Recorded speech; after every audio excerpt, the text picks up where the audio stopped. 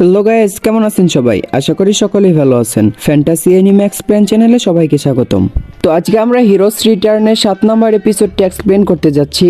যারা আগের এপিসোডগুলো এখন পর্যন্ত দেখেননি, ডিসক্রিপশন বক্সে লিংক দেওয়া আছে, সেখান থেকে অবশ্যই দেখে আসবেন। আর ভিডিওটি শুরু করার আগে আরেকটি কথা বলে নিই, আপনাদের মাঝে অনেকে আমাদেরকে বলছেন সোলো লেভেলিং এক্সপ্লেন করার জন্য, কিন্তু ভাই সোলো লেভেলিং এর 9 নম্বর এপিসোড এখন পর্যন্ত অফিসিয়ালি রিলিজ হয়নি। যখন রিলিজ হবে তখন আমরা অবশ্যই সবার আগে আমাদের চ্যানেলে আপলোড করব। আর তার জন্য আপনাদের অবশ্যই আমাদের চ্যানেলটি সাবস্ক্রাইব করে রাখতে হবে, যাতে ভিডিওটি আসার সাথে সাথে আপনারা দেখে ফেলতে পারেন। তো কথা অনেক হয়ে গেল, চলুন আর বেশি দেরি না করে ভিডিওটি শুরু করা যাক।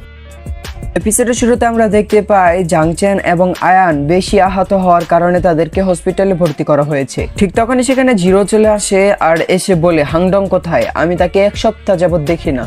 আর ঠিক তখনই সেখানে হাংডং এর এন্ট্রি হয় আর এসে হাংডং জিরোকে বলে, কি ব্যাপার জিরো, তুমি কি আমার কথাই বলছিলে? মনে হয় তুমি আমাকে অনেক মিস করছো, আর তুমি কি আমাকে পছন্দ করা শুরু করেছো নাকি? আর এসব কথা বলতে বলতে হাংডং জিরোর খুব কাছে চলে আসে। তো তারপর জিরো বলে, ব্যাপারটা এরকম না, আমি শুধু তোমাকে একটু এমনি খুঁজছিলাম। তো তখন হাংডং সবার উদ্দেশ্যে বলে যে তোমরা এরকম একটা বড় কাজ করার জন্য হিরো অ্যাসোসিয়েশন ডিসাইড করেছে যে তোমাদেরকে স্পেশাল ট্রেনিং দিবে। আর এই কথা শুনে আয়ান এবং জাংচেন খুবই খুশি হয়ে যায়, কিন্তু জিরোর এসব বিষয়ে কোনো ইন্টারেস্ট ছিল না। সে বলে, আমি এমনিতে অনেক স্ট্রং, তাই আমি মনে করি আমার কোনো ট্রেনিং এর দরকার পড়বে না। তখন শিয়াওয়ে জিরোকে বলতে থাকে, তোমার কি মনে হয় তুমি এ র্যাঙ্কের হিরোকে হারিয়েছো, তার মানে এই না যে তুমি এস র্যাঙ্কের হিরোর সাথে পারবে। আমাদের পৃথিবীতে এখন পর্যন্ত অনেক শক্তিশালী মনস্টার এবং ভিলেনরা রয়েছে যারা তোমার কল্পনার চাইতে অনেক বেশি শক্তিশালী, তুমি কি তাদের সাথে লড়াই করে পারবে? তখন জিরো বলে, আমি তো এটা বলতে পারি যে আমি এতটা শক্তিশালী আছি, এখানে যে তোমরা 4 জন আছো, তোমাদের 4 জনকে আমি একাই হারিয়ে দিতে পারবো। তো তারপরে সিন আমরা সকলকে ছাদের উপর দেখতে পাই আর দেখতে পাই সকলে একদম ফাইটের জন্য রেডি হয়ে আছে, মানে তারা জিরোর সাথে ফাইট করবে। তো সর্বপ্রথম শিয়াওয়ে জিরোর দিকে অ্যাটাক করার জন্য এগিয়ে আসে, কিন্তু জিরো তাকে অনেক জোরে একটি পাঞ্চ করে, কিন্তু শিয়াওয়ে মাটিতে পড়ার আগেই সেই মেয়েটি তাকে বাঁচিয়ে নেয়। আর এই মেয়েটি হচ্ছে ওই জাংচেনের সাথে যে লড়াই করেছিল সেই মেয়েটি, আর এর নাম হচ্ছে ফিউ। তো তখন জিরো শাওয়েকে বলে, সরি শাওয়ে, আমি তোমাকে একটু জোরে পাঞ্চ করে ফেলেছি, আমি চাইনি তোমাকে এতটা জোরে মারতে। তো তারপর ফিউ এবং হাংডং চলে আসে জিরোর উপর অ্যাটাক করার জন্য।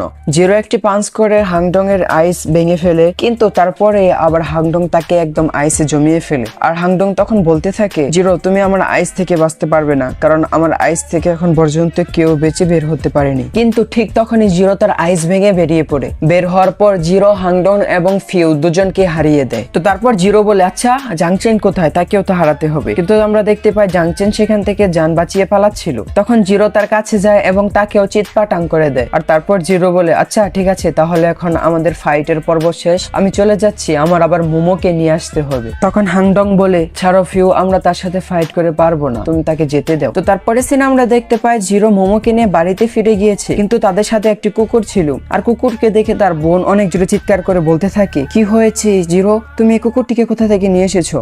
এক্ষুনি যাও, তাকে ফেলে দিয়ে আসো। কিন্তু জিরো তখন বলে, আমি এই কুকুরটিকে নিয়ে আসিনি, মোমো নিয়ে এসেছে, তাই যদি তুমি চাও তাহলে এটাকে ফেলে দিয়ে আসতে পারো। কিন্তু যখন সে কুকুরটির কাছে যায়, কুকুর আর মোমোর অনেক ভালো বন্ডিং দেখে সে আর তাকে ফেলতে পারে না। তো তারপর আমাদের একটি হসপিটালের সিন দেখানো হয় আর আমরা সেখানে ডক্টর কিনকে দেখতে পাই, যে অয়াং গ্রুপের প্রেসিডেন্টের সাথে কথা বলছিল, মানে অয়াং রেও যেই গ্রুপে কাজ করতো আর কি। তো অয়াং প্রেসিডেন্ট ডক্টর কিনকে বলছিল, কি হয়েছে, অয়াং রিও এখন ঠিক হচ্ছে না কেন? তখন ডক্টর কিন বলে, সে মাথায় অনেক বেশি আঘাত পেয়েছে, তাকে ঠিক করতে অনেকটা সময় লেগে যাবে। কিন্তু অয়াং গ্রুপের প্রেসিডেন্ট তখন অয়াং রিউকে মেরে ফেলে আর বলে, আমার গ্রুপে কোনো দুর্বল মানুষের জায়গা নেই। তখনই সেখানে একটি লোক আসে যার নাম হচ্ছে ডং ইয়াং। তখন ইয়ং প্রেসিডেন্ট ডং ইয়াংকে বলে, ডং ইয়াং, তুমি এখানে আমার সাথে কোনো রকম ঝামেলা করার চেষ্টা করো না, এমনিতেই হাংডং আমাদের সাথে একটি ঝামেলা বাঁধিয়ে রেখেছে, তার জন্য এখনো আমার মাথায় আগুন জ্বলছে। তখন সে বলে, হাংডং এর পক্ষ থেকে আমি তোমার কাছে ক্ষমা চাচ্ছি, আর হাংডং যে ভুলটা করেছে আমি তার জন্যই তোমার কাছে এসেছি। তখন ডক্টর কিন ইয়ংডংকে জিজ্ঞেস করে, তুমি এখানে কেন এসেছো? তখন সে বলে, আমার এখানে কিছু কাজ ছিল।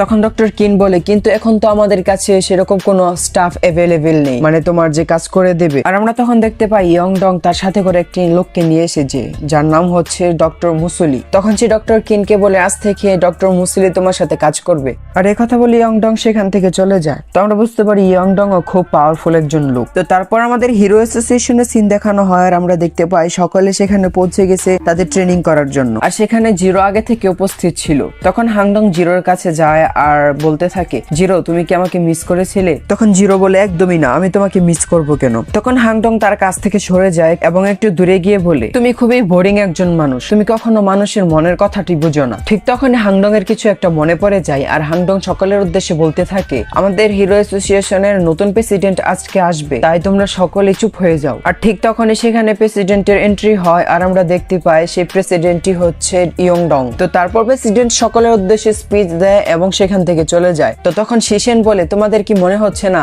আমার প্রেসিডেন্টের সাথে দেখা করা উচিত? তখন এই কথা শুনে শিশেনকে সকলে মারতে শুরু করে, কারণ শিশন হচ্ছে একজন আনলাকি পারসন। সে যদি প্রেসিডেন্টের সাথে দেখা করে তাহলে তো তাদের লাক খারাপ হবে এবং সেটা হচ্ছে তাদের হিরো অ্যাসোসিয়েশনের জন্য খুবই খারাপ একটা জিনিস হবে আর কি। তো তখন হাংডং প্রেসিডেন্টের সাথে দেখা করে এবং প্রেসিডেন্টকে বলে, ব্রাদার আপনি কি আমাকে এখান থেকে নিতে আসেননি? তখন প্রেসিডেন্ট বলে, হ্যাঁ জলদি আমি তোমাকে এখান থেকে নিয়ে যাব, কিন্তু তোমার প্রিপারেশন কেমন চলছে? আর এখানে তারা কিসের প্রিপারেশনের কথা বলছে তা কিন্তু আমাদের মাঝে উল্লেখ করা হয় না, হয়তো সেটা সামনে কোনো মিস্ট্রি কিছু রেখেছে আর কি, যেটা আমরা সামনে জানতে পারবো। তো ঠিক তখনই সকলেই সেখানে চলে আসে প্রেসিডেন্টের সাথে দেখা করার জন্য। তখন প্রেসিডেন্ট জিরোকে দেখে বলে, আচ্ছা তাহলে তুমি হচ্ছে সেই জিরো যে ইয়ংরিয়কে একাই হারিয়ে দিয়েছে, তাই না? তখন জিরো বলে, হ্যাঁ। তখন প্রেসিডেন্ট জিরোকে বলে, তুমি যদি চাও তাহলে আমাদের ডং ফ্যামিলিতে জয়েন করতে পারো, কিন্তু জিরো তাকে মানা করে দেয়। তখন প্রেসিডেন্ট বলে, তোমার এত বড় সাহস, তুমি আমার অফার রিজেক্ট করে দিচ্ছ? এখন পর্যন্ত এরকম সাহস কারো হয়নি। আর তুমি কি জানো এরকম দুঃসাহস দেখানোর কারণে আমি তোমাকে এখনই মেরে ফেলতে পারি। তবে আমি তোমাকে ছেড়ে দিচ্ছি, কারণ তোমার যদি কখনো ইচ্ছে হয় তাহলে তুমি আমাদের হাংডং ফ্যামিলিতে জয়েন করো। তখন জিরো বলে, তোমার এই মনের আশা কখনো পূরণ হবে না, আমি কখনো তোমাদের ফ্যামিলিতে জয়েন করব না। আর তুমি যে বলছো মারার কথা, তুমি চাইলে চেষ্টা করে দেখতে পারো আমাকে মারার। আর কথা শুনে সেই প্রেসিডেন্টের খুবই রাগ হয় এবং সে তার ভিতর থেকে একটি এনার্জি বের করতে থাকে, যার কারণে সেখানে থাকা সকলে হাঁটু গেড়ে বসে পড়ে। আর তখন জিরো মুচকি হাসে এবং বলে, তোমার এই পাওয়ার এবং এই ক্ষমতা আমাকে হারানোর জন্য যথেষ্ট নয়। আর এখানে এই এপিসোডটি শেষ হয়ে যায়। তো বন্ধুরা, এই এপিসোডটি কেমন লাগলো তা অবশ্যই কমেন্টে জানাবেন। ভালো লাগলে একটি লাইক তো অবশ্যই করবেন আর আপনাদের বন্ধুদের সাথে শেয়ার করে তাদেরকেও দেখার সুযোগ করে দিবেন। আর অবশ্যই আমাদের চ্যানেলটি সাবস্ক্রাইব করে আমাদের পাশে থাকবেন। তো দেখা হচ্ছে আগামী ভিডিওতে। ততক্ষণ পর্যন্ত সকলে ভালো থাকবেন, সুস্থ থাকবেন। আল্লাহ হাফেজ।